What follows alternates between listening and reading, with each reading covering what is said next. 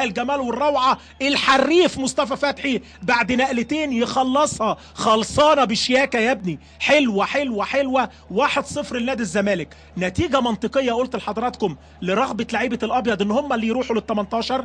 غاب عنهم التوفيق في فقرات كتير، انما بص البدايه هو اللي بداها. هل في تسلل اللعبه؟ مالناش دعوه، خلينا في الجون. الجون حلو، ادي مصطفى فتحي ولاعيبه نادي الاتحاد اللي لعبوا على خط واحد، انما محمد مسعد اول لمسه وايمن حفني ومصطفى فتحي شركه حفني وفتحي للاجوان والمهارات والتهديف.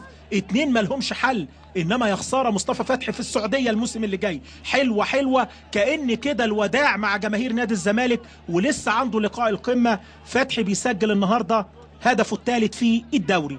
3 اجوال لمصطفى فتحي في الدوري، كان عنده هدفين قدام التعدين وطلائع الجيش، والنهارده بيسجل جون منتهى المهاره. بص الراجل بهدوء وبالراحه كده، عايز واحد قهوه مظبوط وانت بتتفرج على الجون. اعتراضات على فكره من لعيبه نادي الاتحاد، يمكن موقف ايمن حفني جوه الملعب، يعني لعيبه الاتحاد بيقولوا له مفيش اعاده بره تتفرج عليها النهارده. لا مفيش مونيتور للاعاده على فكره.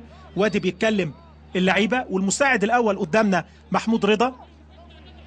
هل ايمن حفني كان متسلل؟ ملناش علاقه، الناس بتزعل سواء اتكلمنا ايجابي سلبي، يقول لك الراجل جاي علينا او الراجل مع الفرقه اللي جابت الجون.